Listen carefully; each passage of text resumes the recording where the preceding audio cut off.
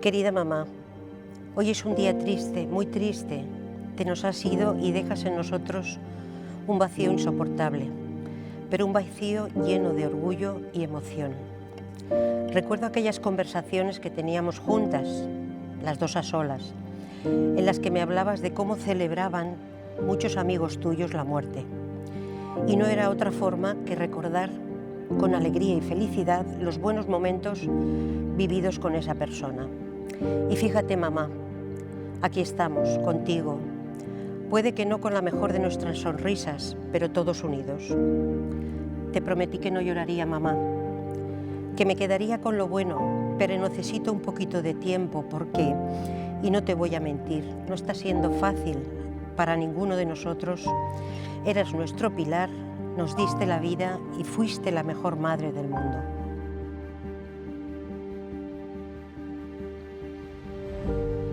Mi madre era un ser muy especial, con una luz que traspasaba todo lo que ella miraba y todo lo que ella tocaba. Ahora la rimas ahí y bajas esto. Y ahora dale al manubrio, para allá, dale para allá. Eso es.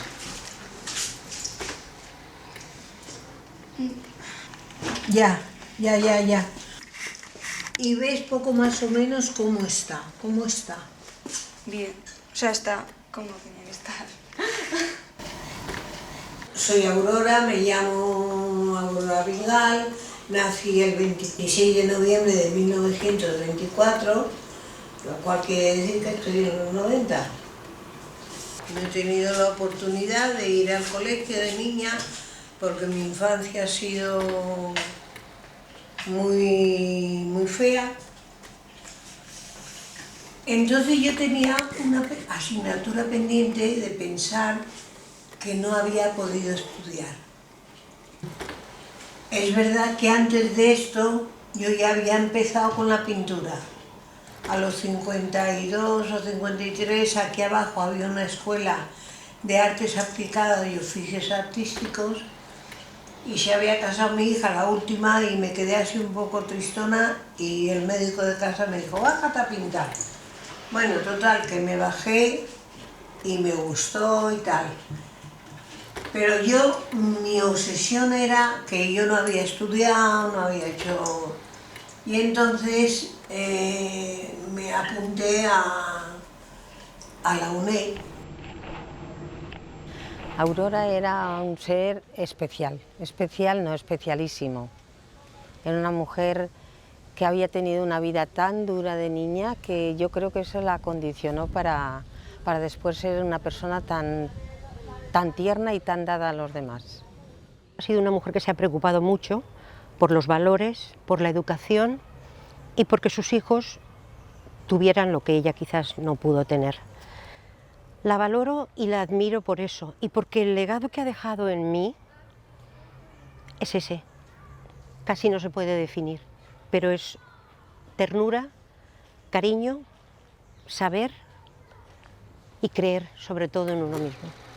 Terminé la psicología, hice la historia del arte, lo terminé, luego me puse a hacer geografía e historia. Pero geografía e historia no hice nada más que 2 años, porque ya estaba yo aquí liada, porque cuando yo salí de la coma, aquí había una asociación de mujeres que la profesora se había faltado. Y entonces dijeron, habrá que buscar, y me buscaron a mí. Y entonces han estado muchos años viniendo aquí y yo les he dado clase de eso, de pintura y de todo lo que yo hago, grabado, escultura.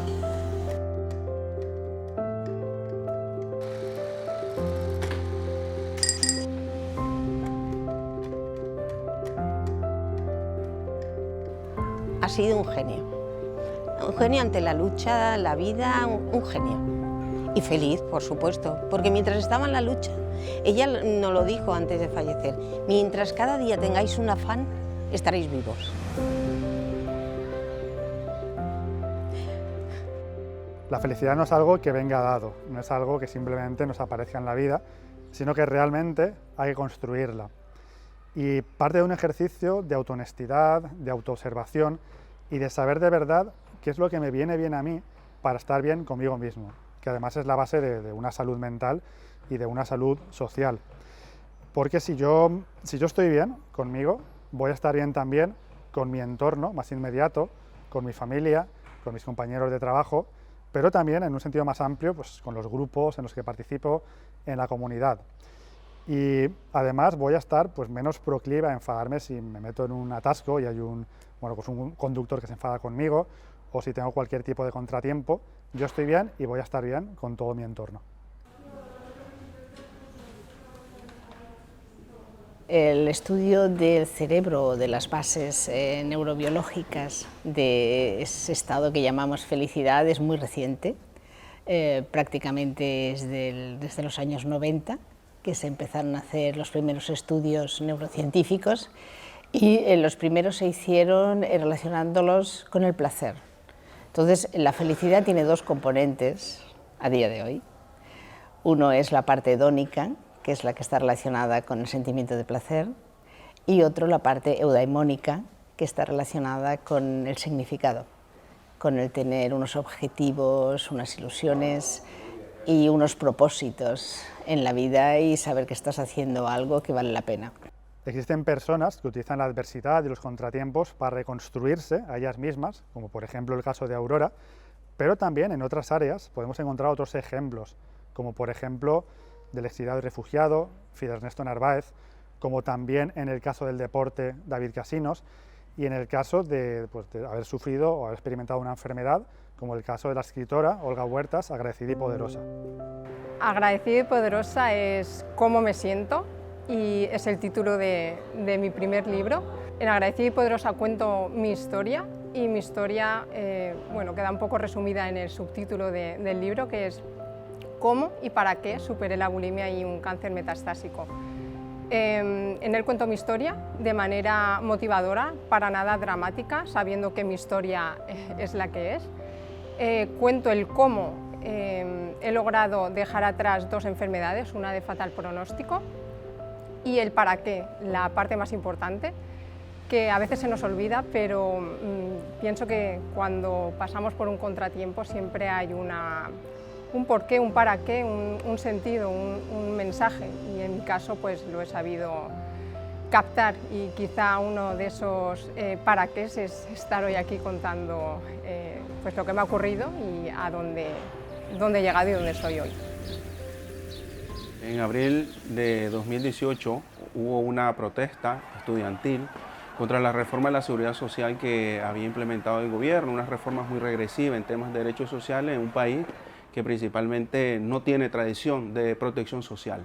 Entonces tuvimos que salir del país porque precisamente mi cara apareció en diferentes medios, porque nosotros veníamos proponiendo un sistema de refundación constitucional en Nicaragua, que era un proceso constituyente, y al ser pues una de las caras visibles de este proceso de refundación en un país donde se necesita realmente una fundación democrática, no una fundación armada, política, totalitaria, como se había venido haciendo desde hace muchos años.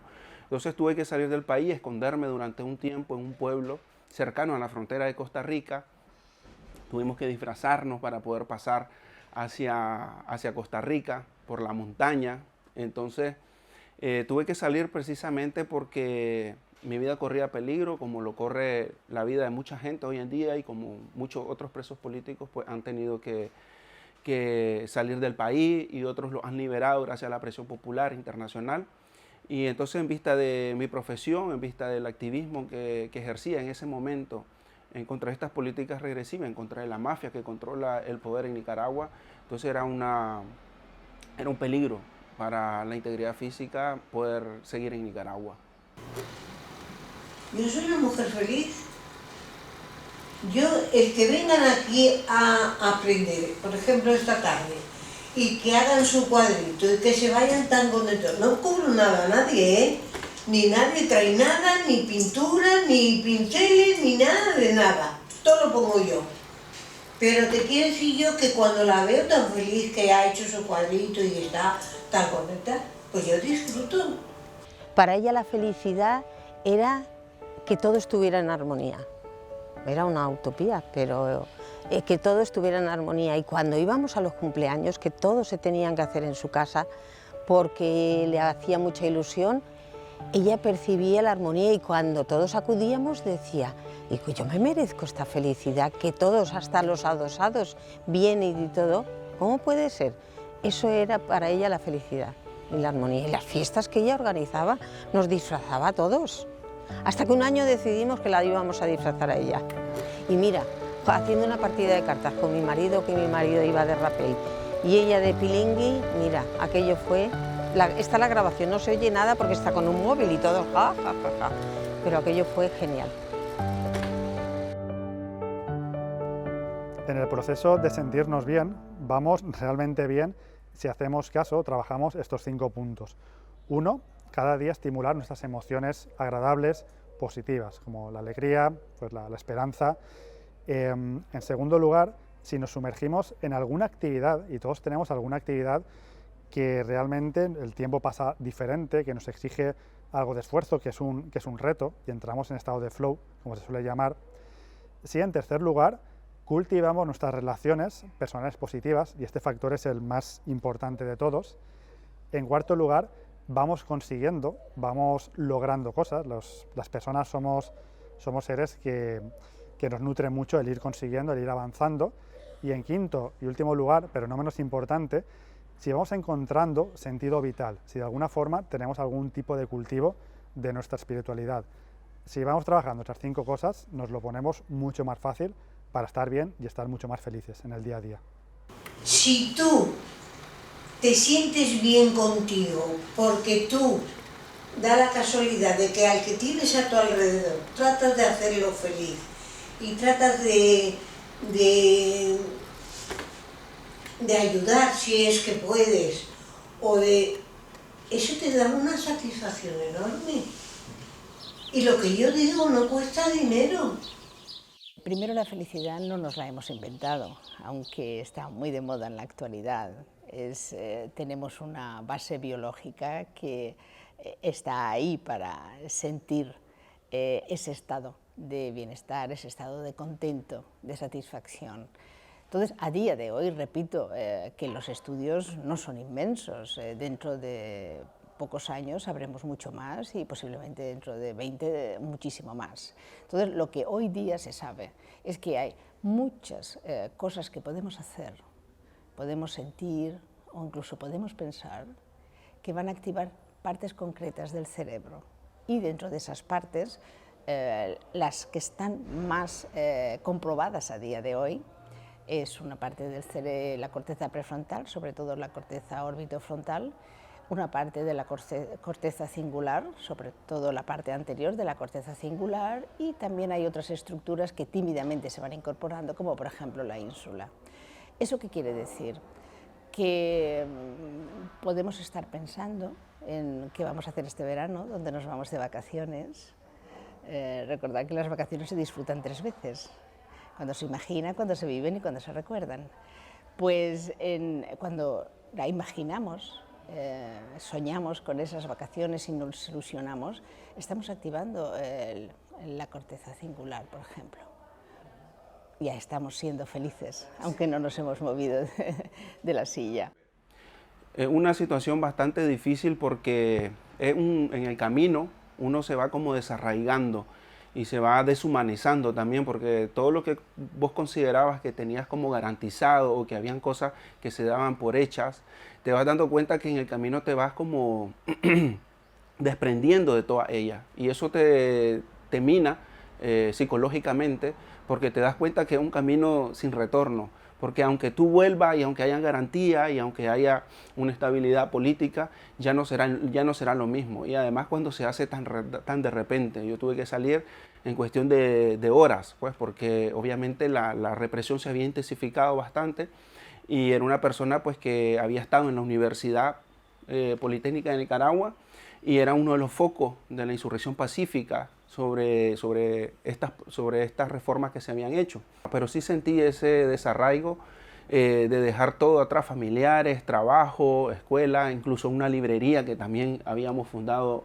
en Managua, con el mismo nombre de la que ahora está en Valencia, pues teníamos que dejar todos los libros y principalmente lo que yo sentía como bastante doloroso era haber renunciado a ese sueño, que no te lo había quitado nada más que la represión política, pues.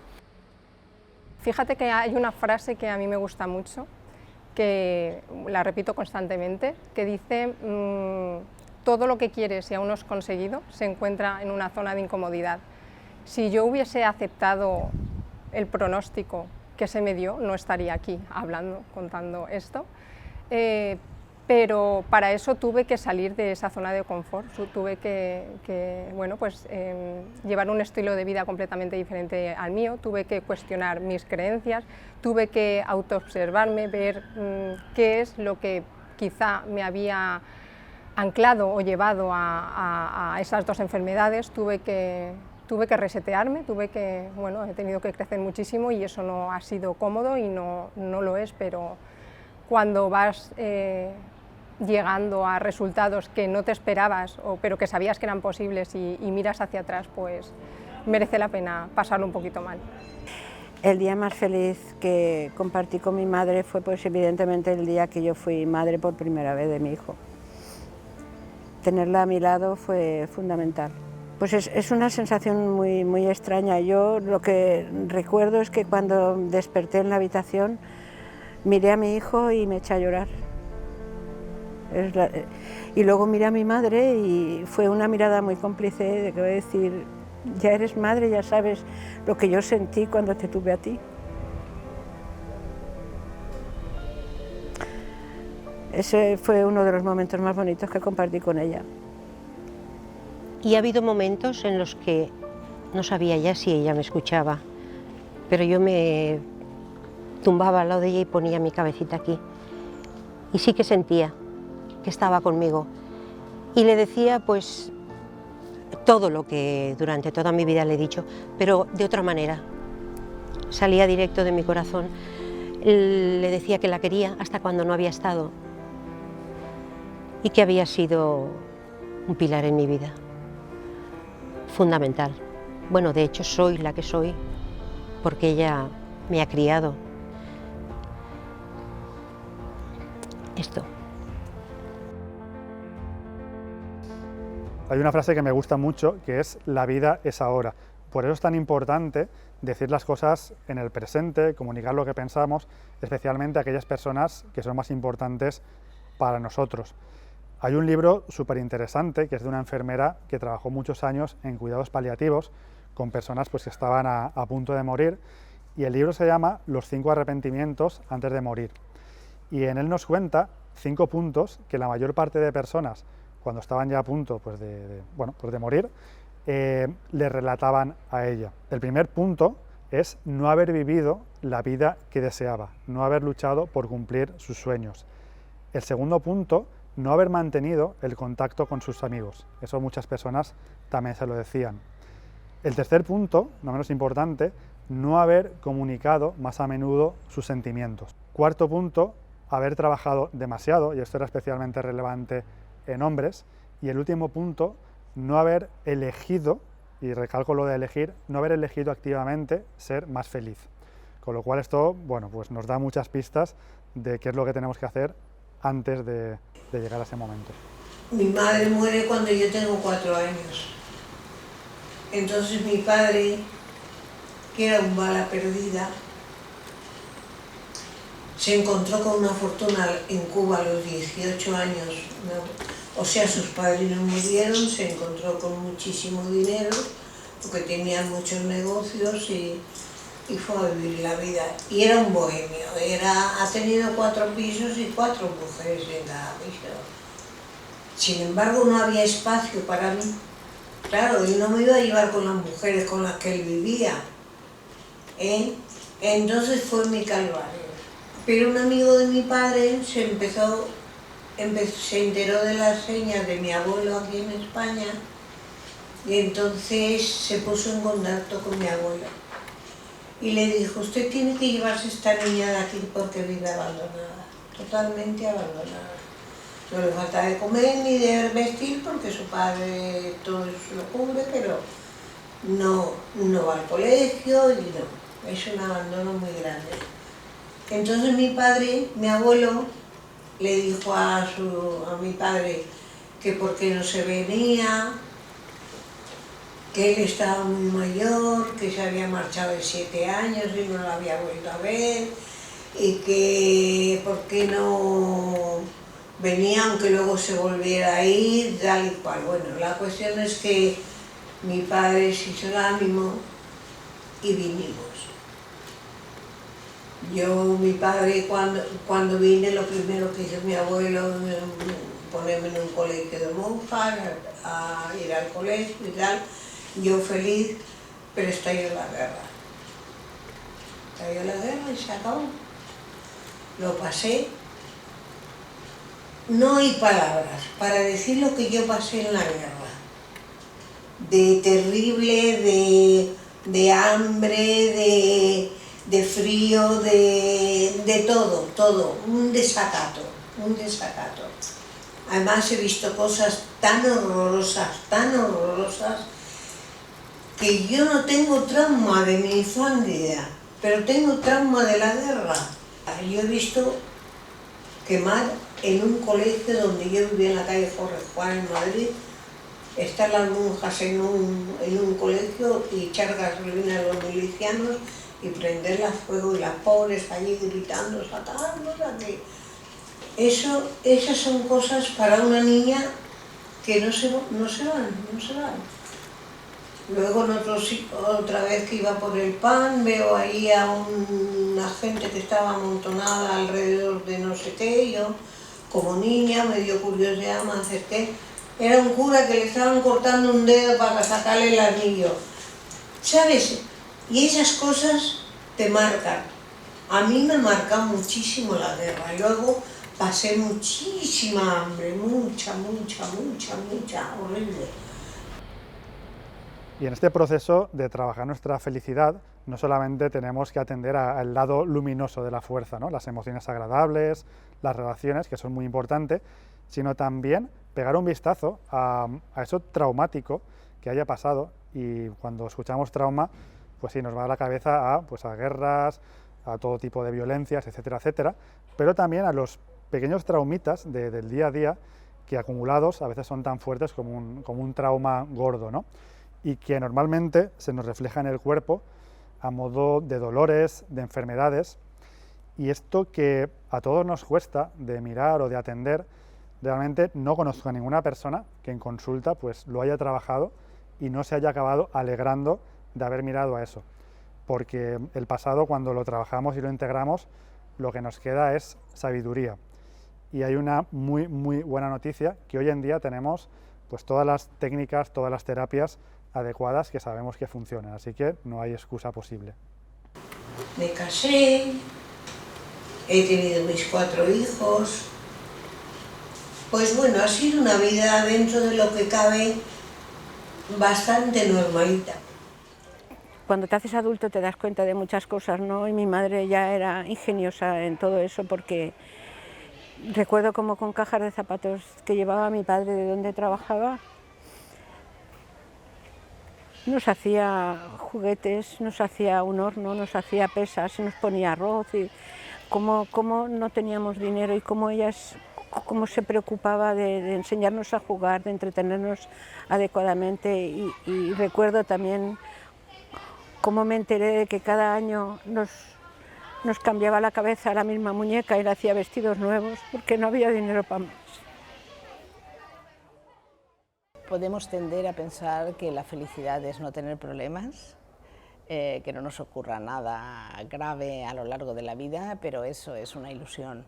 Desde que nacemos estamos expuestos a un montón de peligros y nos van a ir ocurriendo muchas cosas. Entonces, el estudiar desde pequeñitos, porque ya en los colegios, por ejemplo en Gran Bretaña ya se empieza a dar, el estudiar desde pequeñitos, el saber volver a ese equilibrio lo antes posible, es lo que nos va a permitir que cualquier desequilibrio ocasionado a lo largo de nuestra vida podamos, y pidiendo ayuda por supuesto a profesionales también, podamos dejarle el mínimo tiempo posible trabajando en nuestro organismo para que produzca el menos daño posible. Por ejemplo, en el caso de estrés postraumático es porque alguien ha tenido una experiencia que ha superado su capacidad de control, ha destrozado su sistema de supervivencia en algún momento y se ha quedado ahí. La amígdala está demasiado activada con todos los síntomas típicos y es una persona que vive en esa situación constantemente que le desató el estrés postraumático. ¿Se puede revertir? Absolutamente. Todas las personas tenemos la capacidad de reorientar o redirigir nuestra vida, porque no somos simplemente pues, como una semilla que cae en un lugar, germina ahí y ya está. Podemos, mediante una herramienta maravillosa que se llama la neuroplasticidad, la capacidad de nuestro cerebro de aprender y de cambiar, de redirigir nuestra vida. Lo hemos visto en los casos de Olga, de Fidel, por supuesto de Aurora, y a partir de ahí que cada uno sepa que esa capacidad la tiene y que se puede practicar y hacer muchísimo mejor. El primer recuerdo que tengo de cuando yo he perdido la visión es querer volver a ser quien era, pero era algo que no podía recuperar, ¿no? Yo no podía volver a ser el David que veía porque se había ido ya de ello. Entonces, en ese momento entro en un profundo duelo, en una locura, ¿no? Temporal, porque yo siempre lo digo así, yo perdí la cabeza, no solo la vista, sino perdí la cabeza, y me tuve que dar mucho tiempo para aceptar quién era, ¿no? Entonces yo empiezo a mejorar en el momento que yo me acepto como soy. Soy David, no veo, pero tengo otras armas, tengo otras características que puedo poner sobre la mesa y utilizarlas, ¿no? Y absolutamente es la manera de pensar, ¿no? Eso es lo que diferencia a una persona y otra, la manera de pensar, de cómo utilizas tus pensamientos positivos, en este caso, o negativos, ¿no? Eso es lo que te da la oportunidad de vivir de nuevo. Y yo me di esa oportunidad de aceptarme como era y que podía continuar mi vida incluso sin ver.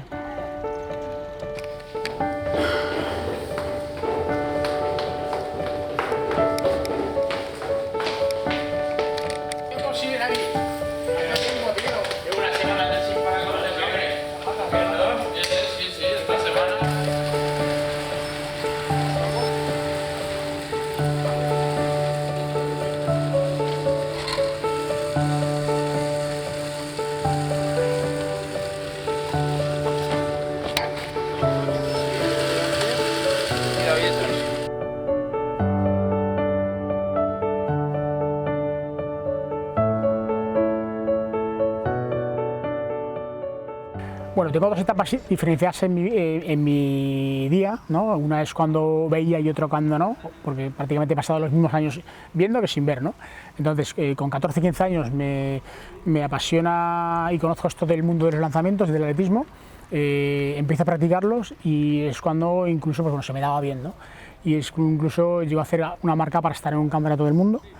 Pero un desliz, como cualquier joven, pues de poner unas expectativas muy altas, de quedarme en tierra en ese campeonato del mundo, de no llevarme y tal, hacen que me abandone el atletismo, que lo deje, y bueno, y empiezo a practicar deporte de bicicleta, ¿no? En este caso mountain bike con mi hermano gemelo. En esa etapa es cuando sucede lo de la visión, ¿no? Es cuando con 24 años pierdo la visión y es cuando mi vida da un vuelco terrible, ¿no? Terrible hasta que yo me adapto a todo. Fue algo muy complejo, pero bueno, yo jamás había puesto, como suele decir, un ojo en el deporte paralímpico y apenas lo conocía, pero es cuando gente del mundo del atletismo, que me conocía cuando yo hacía ese lanzamiento de martillo, es cuando me invita de nuevo a decir, oye, ¿te gustaría venir de nuevo y practicar atletismo? Entonces me lanzan en un guante y la posibilidad de practicar, y es cuando yo de nuevo pues arranco esta etapa, ¿no? De poquito a poco.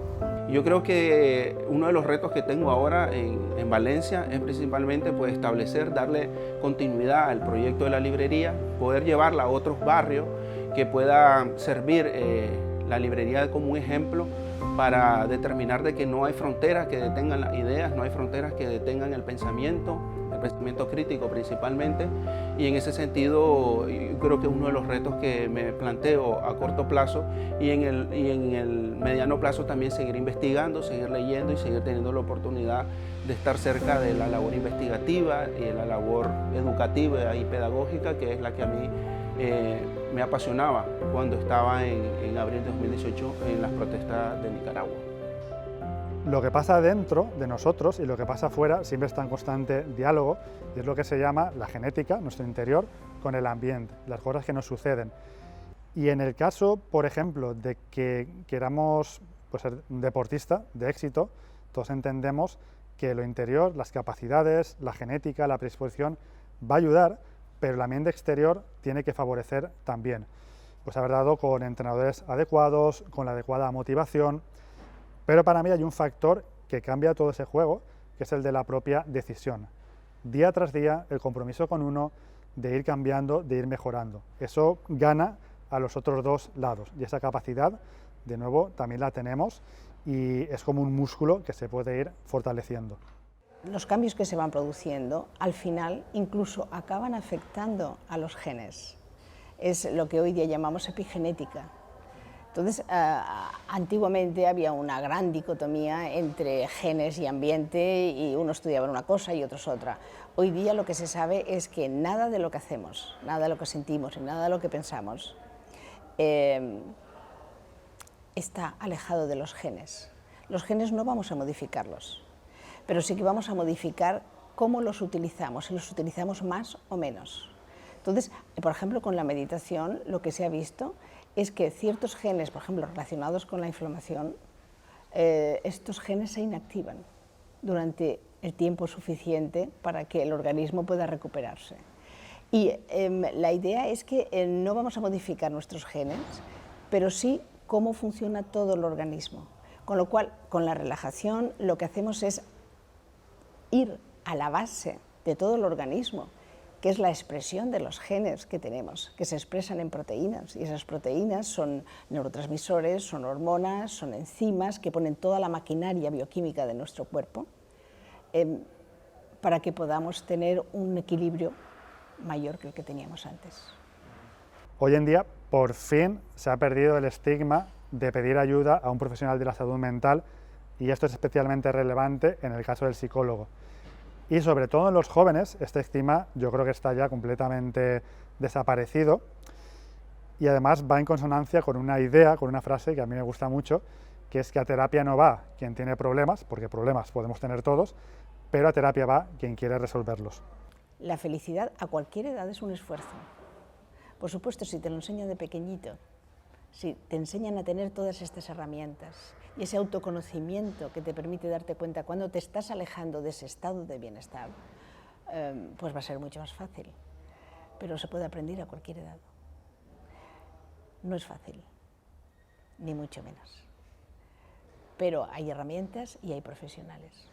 Y el objetivo no es estar feliz todo el tiempo, lo cual simplemente es una quimera, sino a corto, medio y largo plazo ir trabajando de forma sostenida nuestra felicidad, para que hayan más momentos buenos que momentos malos. Los buenos poder alargarlos, y los malos pues que no sean tan intensos y que sean lo más cortos posibles. Es algo que siempre pienso también que es súper importante el día que dejemos esta vida terrenal, el saber mirar atrás y decir, me siento orgullosa de lo que he hecho, tanto por mí como por otras personas. Entonces, obviamente, a esa Olga le diría, enhorabuena por lo que has conseguido y enhorabuena por el impacto que seguramente has tenido en otras personas, que al final esto no va de uno mismo, esto va de aportar a más personas. La felicidad yo creo que es un conjunto de cosas que está hecho de cada uno de forma a su manera, ¿no? De muchos ladrillos, ¿no? De un Lego especial que cada uno lo llena a su manera, y eso le hace levantarse, ¿no? y mirar a la vida de una manera diferente.